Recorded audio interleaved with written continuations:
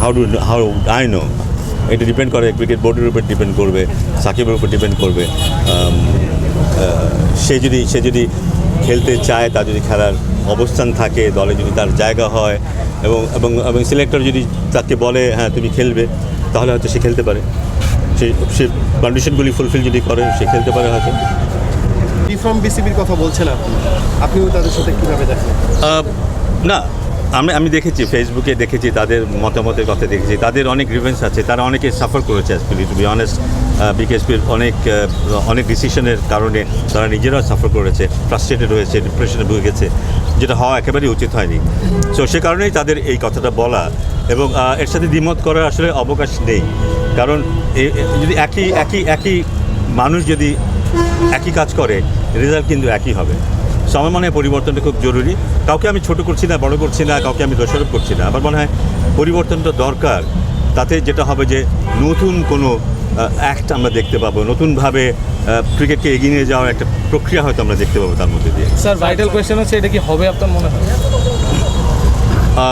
মানে আমি অনেস্টলি জিজ্ঞেস করছি যে এখন তো ছাত্রদের আমরা উই আর ইন্সপায়ার্ড বাই তারা এত বড় একটা চেঞ্জ আনতে পারছে দেশে। মানে আপনার কি মনে হয় যে রিয়েলিস্টিক্যালি এটা পসিবল? মানে আমি যদি বলি একটু মানে ছাত্ররা তো করতে বাধ্য করেছে, আপনারাও কি মানে জাস্ট চাওয়াই থাকবে নাকি আপনারাও এরকম কোনো চিন্তা থাকবে? না, আমার মনে হয় যে আমরা অলরেডি দেখেছি যে বোর্ড কিন্তু খালি।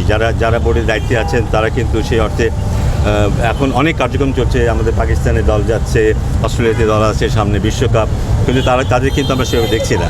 তারা যদি সত্যি দায়িত্ববান মানুষ হয়ে থাকেন, ক্রিকেটকে ভালোবেসে থাকেন, আমার মনে হয় লাইক আদার পিপল, অনেক অর্গানাইজেশন থেকেই কিন্তু মানুষজন স্টেপ ডাউন করছে।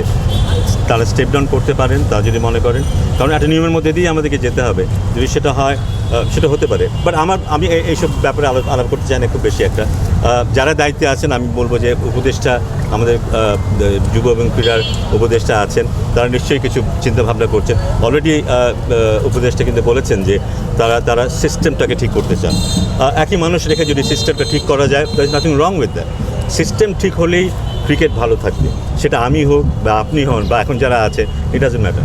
স্যার, এক মিনিট, মানে এই যে আপনি আমার কথাগুলো যে বললেন এতক্ষণ ধরে, আপনারা তো দীর্ঘদিন জানার জন্য আমি জানি যে আপনার কাছে আপনি যে সিস্টেমের কথা বলছেন ঠিক হওয়া বা ভালো হয়নি, কোনো রিফর্মের কোনো স্ট্রাকচার বা কোনো কি রূপরেখা আপনার মাথায় আছে? মানে do have any kind of things, মানে I mean it's not like যে হওয়া দরকার, এটা হচ্ছে এক কথা, আর এগুলো হলে হবে, মানে রূপরেখা কোনো কিছু তৈরি করছেন বা কোনো কিছু কি মাথায় আছে যেটাকে আপনি বলতে চান যে এইগুলো হলে বিকজ বিং আপনি বিসিবিতে অনেকদিন ছিলেন, এটা বলতে? না, ডেফিনেটলি, কারণ এটা নিয়েই তো বছরের পর বছর আমরা চিন্তাভাবনা করেছি এবং বিশেষ করে আমি চিন্তাভাবনা করেছি কোন জায়গায় কী হলে আমরা আরেকটু এগোতে পারি, কোন জায়গায় আমাদের ঘাটতি আছে, তার মধ্যে আমাদের রিসোর্স কোথায় কোথায় আছে যেটা দিয়ে আমরা ওভারকাম করতে পারি। এমন অনেকগুলো এরিয়া তো ডেফিনেটলি আছে। সামনে হয়তো কখনো আমি এটি নিয়ে আলাপও করবো। তাতে হয়তো সবাই পরিষ্কারভাবে বুঝতে পারবে যে কোন জায়গাটায় আমরা পিছিয়ে আছি, অথচ ওই জায়গাটায় পিছিয়ে থাকার আমাদের কোনো কারণ নেই। এরকম অনেকগুলো এরিয়া আছে, ডেফিনেটলি আছে। রূপরেখা দিতে চান আপনি একটা পরিবর্তন? আমার ইচ্ছা আছে সেরকম একটা দেওয়া। তাতে যেটা হবে যে ক্রিকেট সংশ্লিষ্ট যারা আছেন, যারা সিদ্ধান্ত নেবেন, তাদের বোধহয় বুঝতে সুবিধা হবে তাদের চিন্তাভাবনাটা কোন দিকে যাওয়া উচিত।